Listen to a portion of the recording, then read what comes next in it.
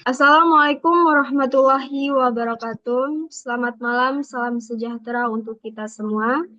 Sebelumnya saya berterima kasih kepada teman-teman yang sudah menyempatkan waktunya untuk mempresentasikan hasil diskusi.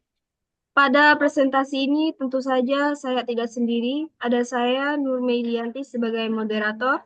Ada teman saya atas nama Sigit, Fajar, Dina, Roshida, Sherin, Aulia, Diva Nadia, Hilda, Gagas, dan Aji, yang juga akan membantu dalam presentasi kali ini.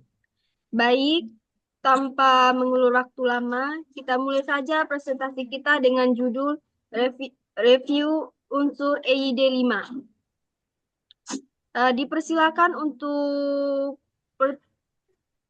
pembaca pertama, dipersilakan untuk mulai. Di bawah ini adalah beberapa kesalahan penulis IYD dalam artikel tersebut. Satu, tanda hubung. Tanda hubung digunakan untuk menandai bagian kata yang terpenggal oleh pergantian baris. Untuk menyambung unsur bentuk ulang, untuk beda, untuk memperjelas hubungan bagian kata atau ungkapan, dan untuk menandai imbuhan atau bentuk terikat yang menjadi objek. Contohnya, email seharusnya ditulis sebagai email tanpa tanda hubung. Pen copy seharusnya ditulis mengcopy atau menyalin. Selanjutnya,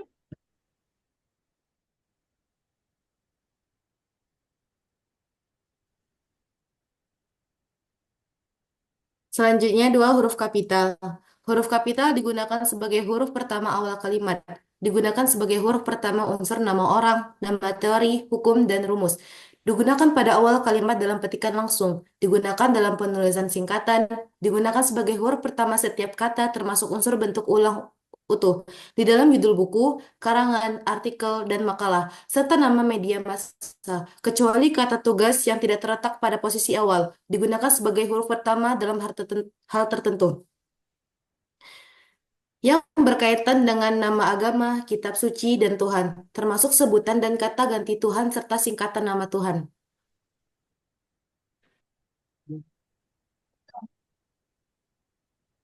selanjutnya, Selanjutnya adalah contoh dari huruf kapital. IRC seharusnya ditulis menggunakan huruf kapital semua karena ini adalah singkatan. Irasional seharusnya ditulis menggunakan huruf kecil. Menggunakan huruf kecil semua, tidak perlu huruf kapital di tengah kalimat. The Ten Commandments for Computer Ethics seharusnya ditulis di awal huruf itu menggunakan huruf kapital. The Ten Commandments for Computer Ethics karena ini merupakan nama teori. baik, selanjutnya. 3. Kata serapan. Berdasarkan taraf integrasinya, unsur serapan dalam bahasa Indonesia dapat dibagi menjadi dua kelompok besar. Kelompok pertama merupakan unsur bahasa sumber yang tidak diserap ke dalam bahasa Indonesia, seperti force majeure, de facto, de jure, dan exploitation de homme par homme. Unsur-unsur itu digunakan dalam konteks bahasa Indonesia, tetapi penulisan dan pelafalannya masih mengikuti cara asing. Kelompok kedua merupakan unsur bahasa sumber yang penulisan dan pelafalannya disesuaikan dengan kaidah bahasa Indonesia. Dalam hal ini, penyerapan diupayakan, ejaannya diubah seperlunya, sehingga bentuk Indonesianya masih dapat dibandingkan dengan bentuk asalnya. Contohnya di sini ada kata serapan, yaitu website, seharusnya ditulis sebagai website, di mana tidak dipisah. Lalu, ini ada juga salah satu kata neither, seharusnya diubah menjadi neither, atau bentuk jamak dalam bahasa Indonesia tidak perlu menggunakan s. Baik, selanjutnya.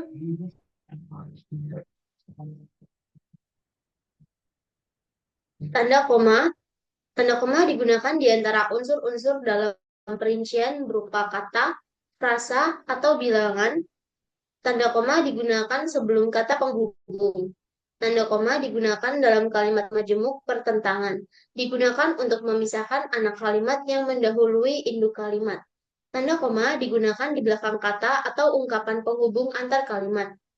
Tanda koma digunakan sebelum atau sesudah kata seru. Digunakan untuk mengapit keterangan tambahan atau keterangan aposisi. Tanda koma dapat digunakan di belakang keterangan yang terdapat pada awal kalimat untuk menghindari salah pengertian. Baiklah, contoh kesalahan pada artikel ini pada unsur tanda koma adalah dalam hal ini etika digunakan untuk menghadapi nilai, norma-norma dan budaya. Seharusnya sebelum konjungsi dan memakai tanda koma, sehingga kalimat akan menjadi seperti berikut. Dalam hal ini, etika digunakan untuk menghadapi nilai, koma, norma-norma, koma, dan budaya. Baik, selanjutnya. Selanjutnya adalah kata depan. Kata depan adalah sebuah kata yang dapat merangkat kata-kata atau bagian kalimat yang biasanya diikuti oleh promina atau nomina. Secara umum, kata depan akan disusun di bagian depan dari berbagai jenis kata sesuai aturan kebahasaan yang berlaku. Penggunaan yang tepat pada akhirnya akan menjadi sebuah susunan dari setiap kalimat menjadi lebih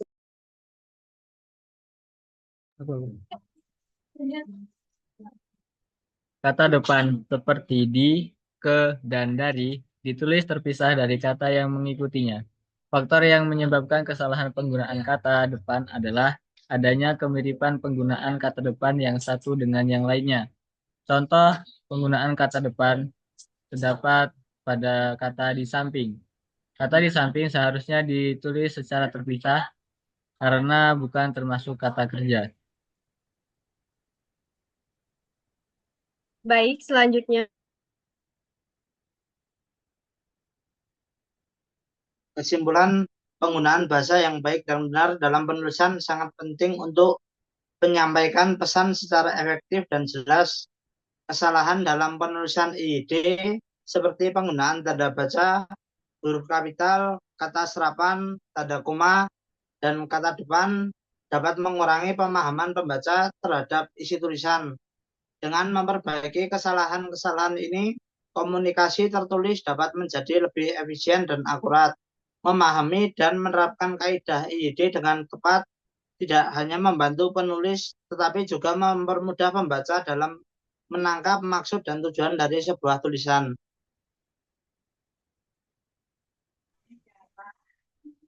Baik.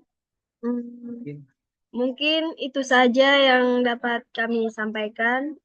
Saya sebagai moderator undur diri. Wabillahi taufik walhidayah. Wassalamualaikum warahmatullahi wabarakatuh. Waalaikumsalam. Waalaikumsalam warahmatullahi wabarakatuh.